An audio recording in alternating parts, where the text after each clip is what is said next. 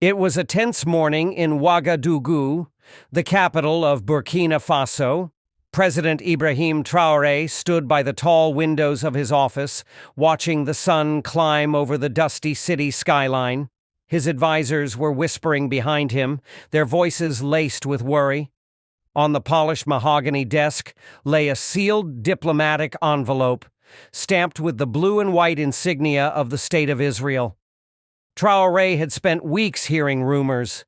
Israeli agents advising local rivals, sudden arms deals appearing in neighboring countries, and suspicious messages from foreign envoys urging him to be more flexible about mining concessions. He knew exactly who was behind the pressure, and today they wanted to meet him face to face. A soft knock broke his thoughts. Marie, his loyal aide, entered quietly. "Mr. President, Prime Minister Netanyahu's special envoy is here. He says he speaks directly for Tel Aviv." Traoré didn't move immediately. He felt the familiar mix of resolve and exhaustion tighten in his chest. Since coming to power, he had fought off French influence, rejected American conditions, and now Israel, tiny yet cunning, thought they could bend him too. "Let him wait," Traoré said firmly, "and make sure the press is nowhere near this room." Minutes later, in the private meeting hall, Traoré sat alone across from the envoy, a sharp-eyed man in a crisp suit who wasted no time on pleasantries. "Mr. President, Prime Minister Netanyahu sends his regards. He wants your assurance that Burkina Faso's new security partnership with Iran will be reconsidered. Israel has concerns." Traoré leaned back, studying him like a chessboard. "And if I say no?" The envoy gave a rehearsed smile. "If you say no, Mr. President, there may be consequences. Economic, political, personal." Outside, the faint hum of the city rose, markets opening, school children laughing, street vendors calling out prices. This was the Burkina Faso Traoré had sworn to defend, proud, restless, and nobody's puppet. He stood up slowly, towering over the envoy. "Tell Mr. Netanyahu," he said in a voice like steel, "that Burkina Faso is not for sale. If he wants something from me, he can come ask me himself, but he should come as a guest, not a king." As the envoy stiffened, Traoré's security chief, Ouagadougou, stepped into the room, hand resting on his sidearm. The message was clear. The conversation was over. Back at the window minutes later, Traoré watched the envoy's car vanish into the dusty traffic. He knew this was just the beginning. Israel would not back off quietly, but neither would he. Hours after the envoy's thinly veiled threat, President Traoré called an emergency cabinet meeting.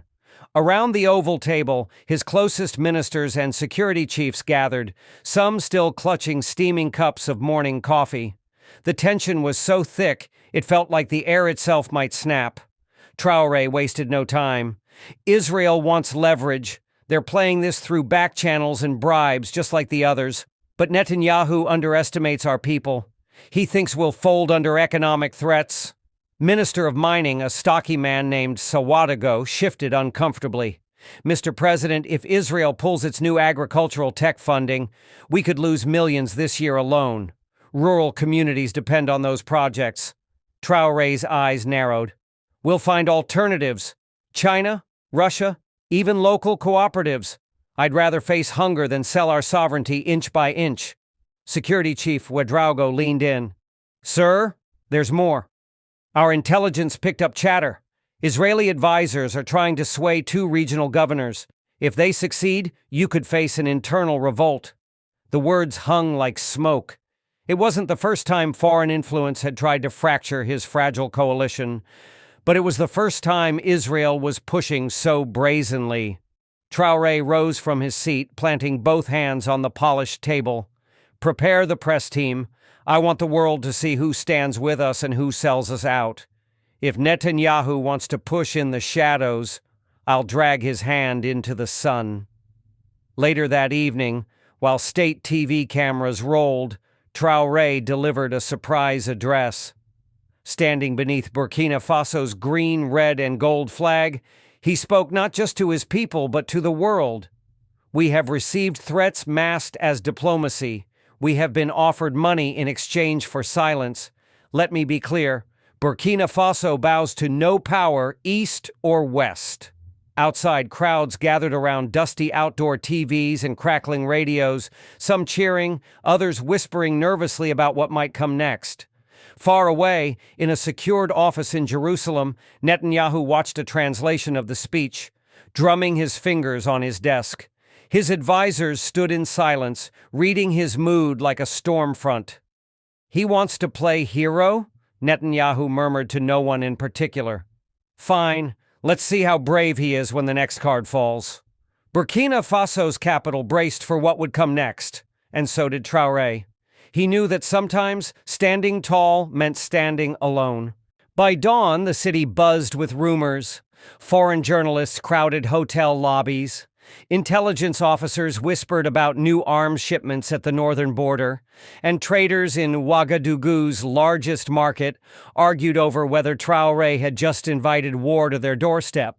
Inside Israel's secure cabinet room, Prime Minister Netanyahu's patience was running out. He faced a cluster of stern-faced generals and cabinet members demanding an answer. "Prime Minister," said Director Levi of Mossad, "Burkina Faso is a small country, but Traoré's defiance sends the wrong message to Africa. Others will follow if he is not put back in line." Netanyahu tapped his pen against the oak table, eyes focused, but voice calm. "Enough threats. We'll squeeze him economically, discredit him diplomatically. And if he still refuses to bend, we have friends inside his borders who prefer cash over loyalty." Back in Ouagadougou, Traoré gathered only 3 people in his private residence: Ouedraogo, Marie, and an old ally, Colonel Zida. Maps and intelligence photos were spread across a simple dining table now turned into a war desk. "They want to hit our food supply first," said Marie, pointing at highlighted provinces dependent on Israeli irrigation tech. "Then they'll spin unrest into headlines about a failed state." Traoré exhaled sharply. "Then we break that cycle before it starts."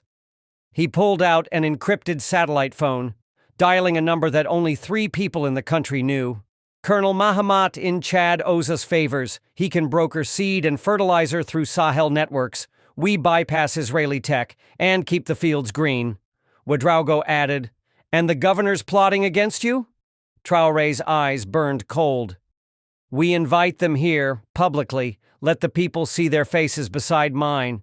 They'll have to choose.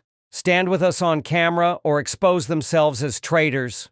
Meanwhile, in Tel Aviv, Netanyahu approved a covert operation, leaked bank files, forged documents, and bribes intended to paint Traoré as corrupt, a dictator who stashes gold in Dubai.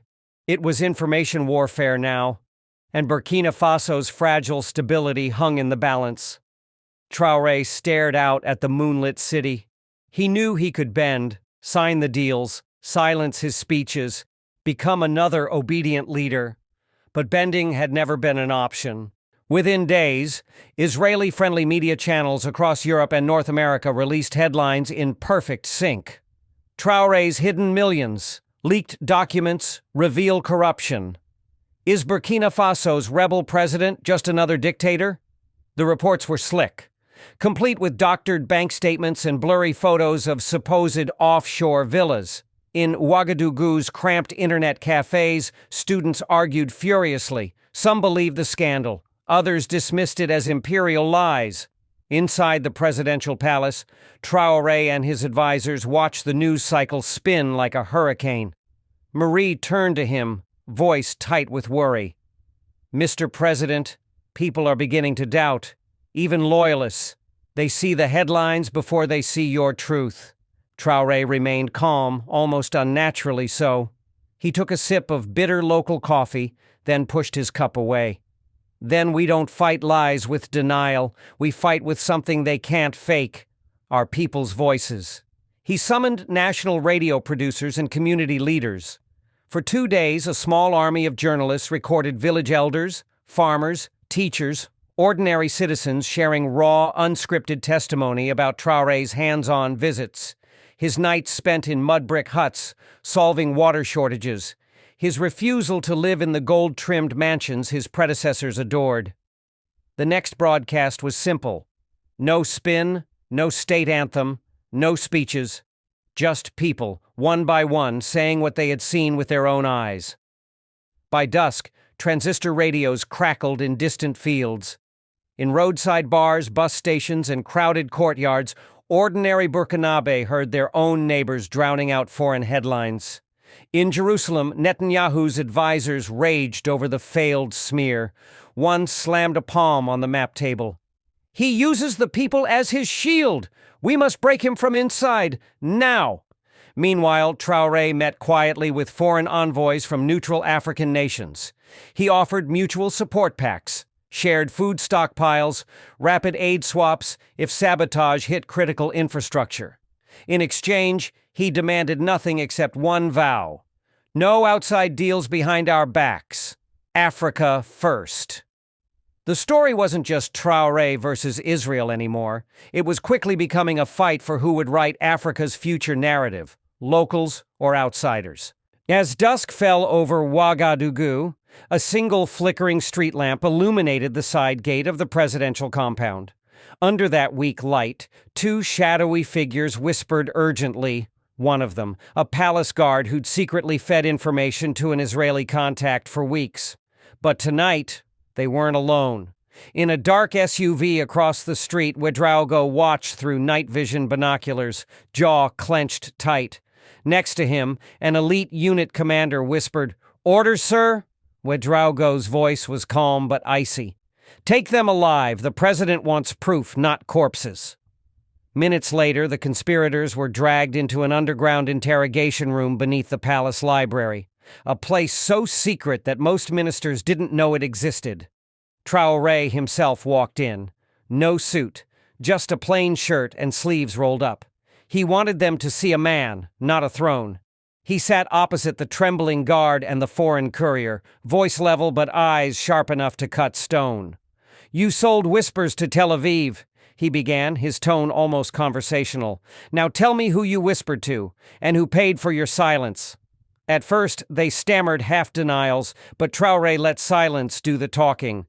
10 long minutes. No threats, no shouting, just the weight of a man who had faced down mercenaries and coups and was still here. The courier broke first. "They promised safe passage to Ghana, money for my mother's treatment. It was never about you, Mr. President. It was about escaping poverty." Traoré's jaw tightened. He knew the poison of poverty too well, how it turned honest men into informants. When they finished speaking, Traoré rose, his voice a quiet verdict. "Take them to the guards' barracks, feed them, treat the mother, then jail them. Mercy where there's shame, iron where there's betrayal." As the conspirators were led away, Marie stepped from the shadows, holding a new intelligence report. "Sir, Netanyahu's next play is bigger. They're pushing for an emergency African Union summit to isolate us diplomatically." Traoré turned to a large wall map of Africa, lines and pins marking every ally and threat. "Then let him call his summit. He thinks we're alone." A faint smile tugged at his lips. "He's about to find out we are not." Outside, the hum of the city went on, unaware that another storm was building, and that their president was already moving to meet it head-on. At sunrise, headlines exploded across Africa's major news networks. Emergency AU summit, Burkina Faso's actions under scrutiny. Diplomats from Senegal, Nigeria, and South Africa scrambled to confirm attendance. Rumors swirled that Netanyahu himself would address key leaders via secure video, an unprecedented move that signaled just how far Israel was willing to go.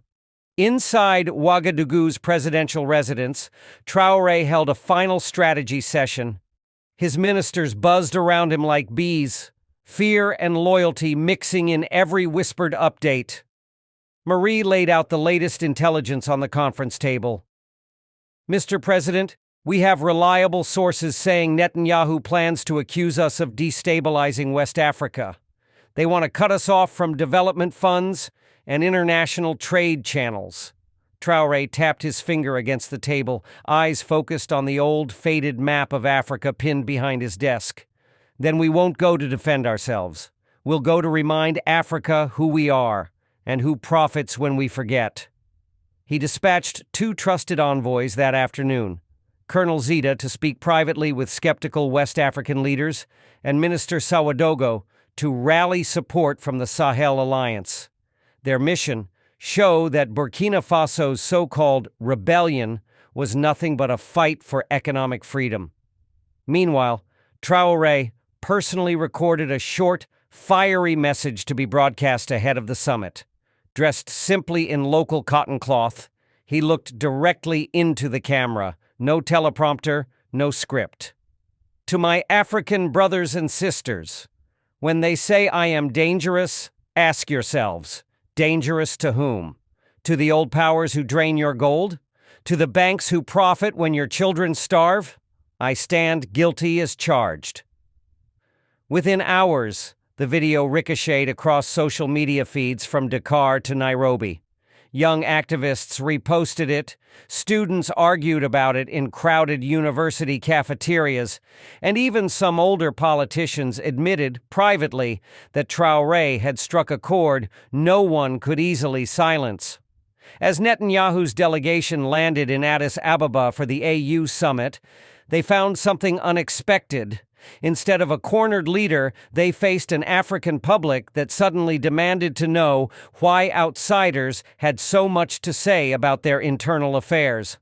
Back in Ouagadougou, Traoré stood on his balcony, listening to the night crickets. Marie joined him quietly. "Sir, do you think the continent will stand with you?"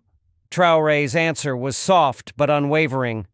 "They don't have to stand with me. They only have to remember they can stand for themselves." The battle lines had moved beyond threats and bribes. Now it was about the story Africans would choose to believe and who they trusted to tell it.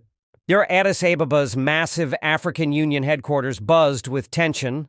Delegates in sharp suits and flowing traditional robes milled around marble corridors, whispering about leaked talking points and last-minute alliances. In a restricted side chamber, Netanyahu's senior envoy adjusted his tie, checking his notes for the speech that would corner Traoré once and for all. Next to him, a South African diplomat murmured, "You really think he'll cave this time?" The envoy's smile was thin, almost pitying. "He'll have no choice. He either surrenders or watches Burkina Faso become a pariah." But in the main assembly hall, Traoré's entrance flipped the mood instantly. Unlike the other leaders flanked by large entourages, he walked in alone, dressed in the same simple Faso d'Anfani cloth that village elders wore in the countryside. As cameras flashed, he greeted rivals and allies alike with a steady, unforced calm. It wasn't bravado. It was the quiet certainty of a man who had survived coups, poison, mercenaries, and smear campaigns. When Netanyahu's envoy finally took the stage, he delivered his lines with perfect rhetorical precision. "Distinguished leaders, we gather today not to shame a nation, but to prevent reckless policies that could destabilize our region and threaten vital economic ties." Some delegates nodded. Others side-eyed each other, suspicious but wary of crossing Israel. Then, unexpectedly, Traoré rose before the speech concluded. Microphone in hand, voice strong but even. "With respect," he said, "Burkina Faso will not be tried like a criminal in front of foreign interests." He turned to face the packed chamber, cameras broadcasting every syllable live across the continent. "Yes, we break unfair contracts. Yes, we refuse loans that steal our children's future. And yes, I stand accused, not by my people, but by those who grew fat off our poverty." The hall erupted. Some clapped, some frowned. A few leaders leaned back, calculating whether to cheer or stay silent. But no one missed the shift. Traoré had just reframed the summit from an indictment into a rallying cry.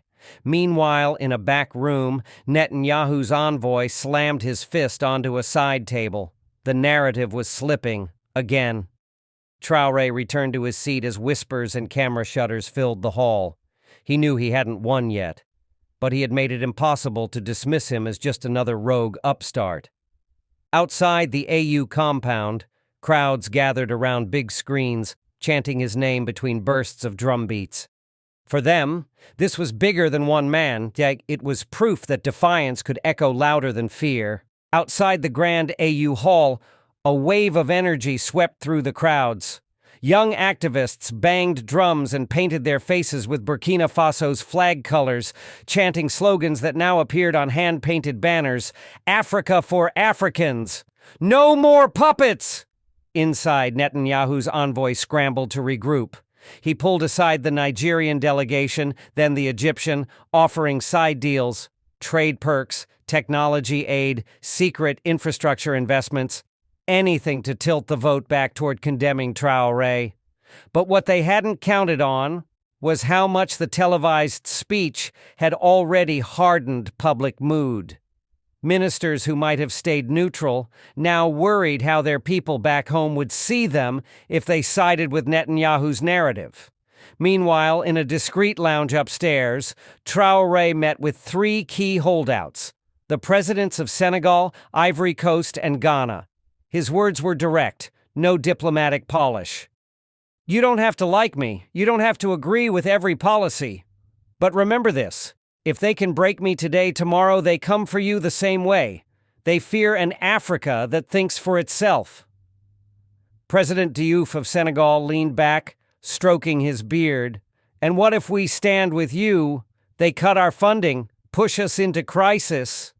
Traoré didn't flinch. He gestured to Colonel Zita, who unrolled a classified document, a regional self-help pact drafted in secret, pooled food reserves, joint security patrols, a parallel fund sourced from Africa's own resource revenue. With this, we stop begging them to feed our children. We stop letting them arm our rivals while selling us solutions. For a moment, silence. Then Diouf nodded slowly. Ghana's president tapped his pen against the table, then signed the back page. One by one, they agreed. When the summit reconvened, Netanyahu's envoy strode in confidently, thinking the last-minute lobbying had worked. He whispered to a journalist, "Watch, this will bury him." But when the votes were read out loud, gasps filled the chamber. A slim majority refused to condemn Burkina Faso. Instead, they called for a new bloc of African states to draft joint trade deals without external middlemen. Traoré's smile was subtle, but behind his eyes burned a fierce promise. Israel might have money and allies abroad, but inside Africa's heart, the tide was turning. Outside the building, the crowds roared when news broke that Burkina Faso was not alone anymore. Drums, ululations, and the sharp pulse of new hope drowned out every doubt. Hours after the shocking AU vote, Netanyahu's security advisors held a closed-door video briefing in Jerusalem. His voice was low but tight with anger. Deploy economic pressure immediately. Freeze any dual-use technology shipments to West Africa. Lean on the World Bank to delay aid disbursements. They want defiance? Then let them starve until they crawl back. His cabinet nodded grimly. Old tactics dressed in new suits. But in Ouagadougou, Traoré anticipated every move. In a nationally televised address that night, he stepped onto a modest stage lit by bare bulbs, surrounded not by bodyguards but by farmers, students, and village elders. He didn't read from a teleprompter. He spoke like a man among equals. My people, they think if they squeeze us, we will kneel, that our fields will go barren, that our spirit will break. They are wrong. He raised a calloused hand, pointing at the camera lens as if he were pointing at every foreign boardroom watching. They have power. We have land. They have dollars. We have each other. And when the rains come, we will feed our own. If they block our exports, we will trade among ourselves. Behind him, large screens displayed farmers' cooperatives, new irrigation systems, and teams of young engineers building solar pumps, proof that his promises weren't just slogans. In living rooms from Dakar to Dar es Salaam, families watched in hushed awe as a leader defied a threat so big, most would never dare name it. The next morning, a surprise twist rattled global financial analysts. Several African diaspora billionaire investors announced a new emergency trust fund to support Burkina Faso's local industries and buy surplus grain at premium rates, cutting out Western middlemen entirely. Traoré didn't gloat. He simply issued a statement. When you try to choke a people, sometimes you teach them to breathe on their own. In Israel's strategy rooms, Netanyahu's advisors argued over next steps. Some wanted covert action, others pushed for diplomatic damage control. One thing was clear. Every time they turned up the pressure, Traoré used it to rally more people to his cause. He had transformed a political siege into a continent-wide awakening, and the world was watching, breath held, wondering how far this bold experiment in self-reliance would go. Weeks turned into a tense standoff. Netanyahu's allies in Europe and North America quietly debated sanctions, while African social media exploded with defiant hashtags. Shaq feed, ourselves, no more puppets, stand with Traoré. Inside Ouagadougou's humble presidential office, Traoré refused to take a single day off. His advisors begged him to rest, but he knew fatigue was a small price for rewriting a nation's future. One night, Marie found him staring at a worn map pinned with colored threads connecting small farming villages to new local trade routes. "Sir," she said gently, "the continent is listening. But how do we make sure they don't forget once the headlines fade?" Traoré turned, exhaustion and resolve warring in his eyes. "Stories die when they belong to one man. This must belong to them, to the farmers, the students, the mothers. I am just the spark." The next day, he called an open-air gathering on the dusty parade grounds outside the capital. Thousands came, elders in faded cloth, teenagers with smartphones held high, drummers pounding out a heartbeat that refused to slow down. Standing before them, Traoré raised no flag, showed no bulletproof vest. Only words and conviction. They tried to buy our silence, they failed. They tried to poison our hopes, they failed. They tried to starve us, they failed. And they will fail again because you are awake now. Cheers and ululations rolled across the field like a tide, crashing against an old stone wall. In Tel Aviv, Netanyahu watched a live feed. A weary sigh escaped him as he realized brute force could not crush an idea whose time had come. On the parade ground, Traoré reached for a young girl from the front row and lifted her onto the stage. "Look at her. She does not owe her future to Paris, Washington, or Jerusalem. She owes it to you. So guard it, build it, feed it, and never let anyone tell you Africa must kneel to live." The crowd roared, drummers pounding harder, echoing deep into the city's heart. For the first time in a long while, the world did not see a poor, dependent nation begging for foreign crumbs. It saw an old continent remembering its own power, and a leader daring it to believe. That night, as stars blanketed Burkina Faso's skies, even Traoré allowed himself one moment of quiet pride. Then he whispered to Marie, "Tomorrow we begin again." What you just witnessed is not just the story of one man standing up to global giants. It's the story of what happens when ordinary people refuse to bow, even when the odds seem impossible. Ibrahim Traoré didn't ask for permission to dream bigger for his people.